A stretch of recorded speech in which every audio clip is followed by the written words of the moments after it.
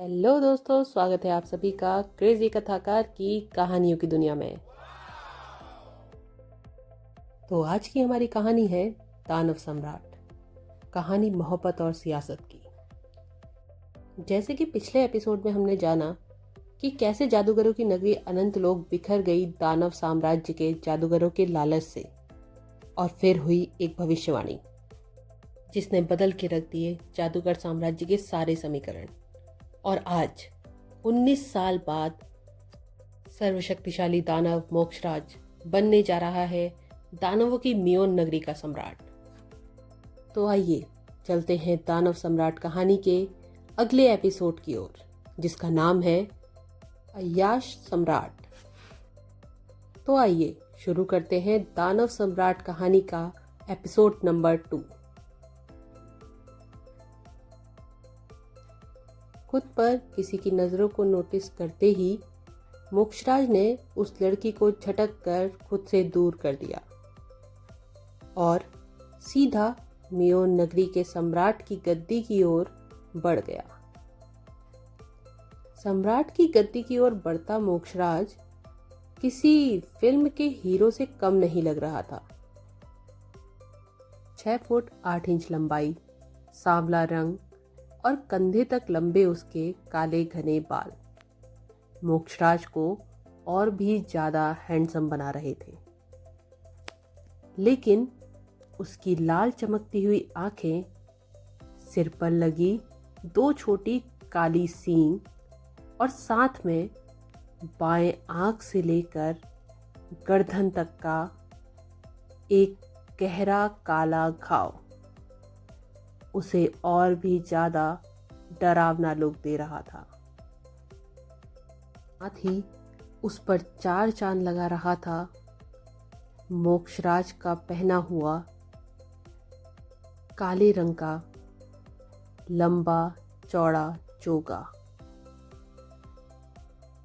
इस perfect look के मोक्षराज की बस एक ही कमजोरी थी, और वो थी दानव लड़कियां, जो उसे मियोन लोक का पहला अय्याश सम्राट बनाने की उपाधि देने जा रही थी।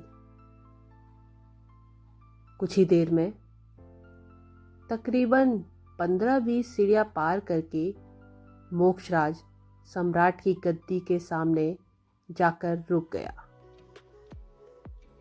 जहां पर पहले से ही मोक्षराज के पिता उन्नयन खड़े होकर उसे घूर के देख रहे थे।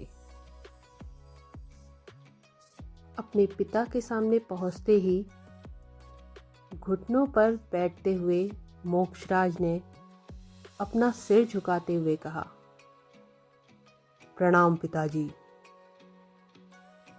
मोक्षराज से प्रणाम सुनकर उसके पिता उन्नयन ने आशीर्वाद देते हुए अपना हाथ आगे बढ़ाया ही था कि तुरंत ही मोक्षराज अपनी जगह पर सीधे खड़े होकर सम्राट की गद्दी पर हाथ फेरते हुए डेविल स्माइल करने लगा।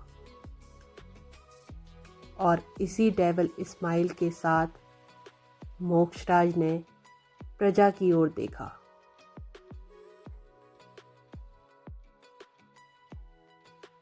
इस पूरे वक्त में मोक्षराज के लिए लग रहे जयकारों की आवाज जरा भी कम नहीं हुई, और इन्हीं जयकारों के बीच सम्राट की गद्दी पर बैठने के लिए किए जाने वाले रिवाजों का सिलसिला शुरू कर दिया गया। कुछ ही देर में मियोन नगरी के एक बुजुर्ग दानव ने मोक्षराज का तिलक किया और फिर मोक्षराज के पिता से आगे के रिवाज पूरे करने के लिए कहने लगा। उन्नयन गर्व से अपने बेटे को देखकर मुस्कुराते हुए बोला, अब वक्त आ गया है बेटा, इस साम्राज्य की काया पलट करने का। ये कहते हुए उन्यक्ष ने मोक्षराज के तिलक लगाया और उसके सिर पर हाथ रखते हुए अपनी जादुई शक्तियों में से सबसे खास जादुई ताकत मोक्षराज को दे दी। मोक्षराज पहले से ही काफी शक्तिशाली और बलवान किस्म का दानव था, लेकिन फिर भी उसके पिता की दी हुई ये भेंट आगे चलकर मोक्षराज के लिए वरदान साबित होने वाली थी। तभी उन्यक्ष ने आगे की प्रक्रिया पूरी करते हुए सम्राट का रक्षा कवच मोक्षराज के हाथ में सौंप दिया। मियोन नगरी के सम्राट का रक्षा कवच मोक्षराज के हाथ में सौंपने के बाद अब बारी थी इस साम्राज्य के सम्राट को मुकुट पहनाने की, जिसको पहनते ही मोक्षराज मियोन नगरी का पहला सम्राट बनने वाला था। उन्यक्ष ने अपने बेटे मोक्षराज को सम्राट की गद्दी में बैठाया और मुकुट अपने हाथ में थामे मोक्षराज की ओर बढ़ गया। लेकिन जैसे ही मोक्षराज को मुकुट पहनाने के लिए उन्यक्ष ने अपना हाथ आगे बढ़ाया कि तभी अचानक से एक तेज रफ्तार धारदार चक्र ने उन्यक्ष के धड़ को उसके शरीर से अलग कर दिया।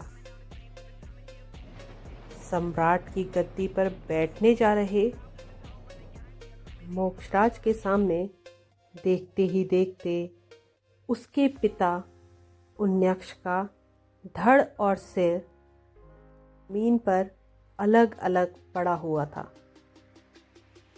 जिसे देखते ही मोक्षराज राजगद्दी से उठकर तेज आवाज में चिल्ला उठा, पिताजी, पिताजी!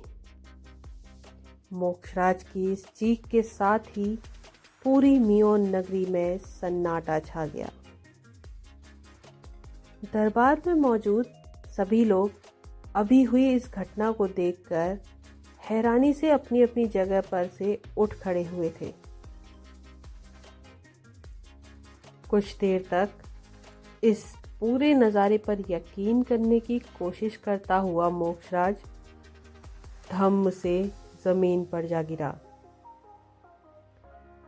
जिससे मियोन लोक की जमीन पूरी तरह से कांप उठी। वहीं जमीन पर अपने पिता के सिर और धड़ के पास बैठा मोक्षराज खून के आंसू बहाते हुए अपनी भारी भरकम आवाज में बोला, ओह! किसने किया ये और क्यों? क्या बिगाड़ा था मेरे पिता ने किसी का?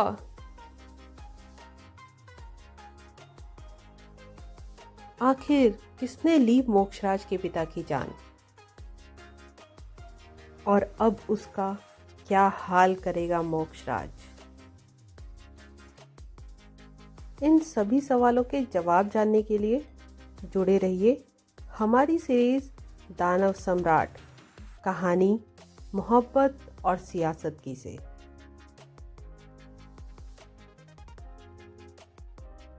Please like, share and subscribe. जल्द मिलेंगे अगले एपिसोड के साथ। तब तक के लिए बाय बाय।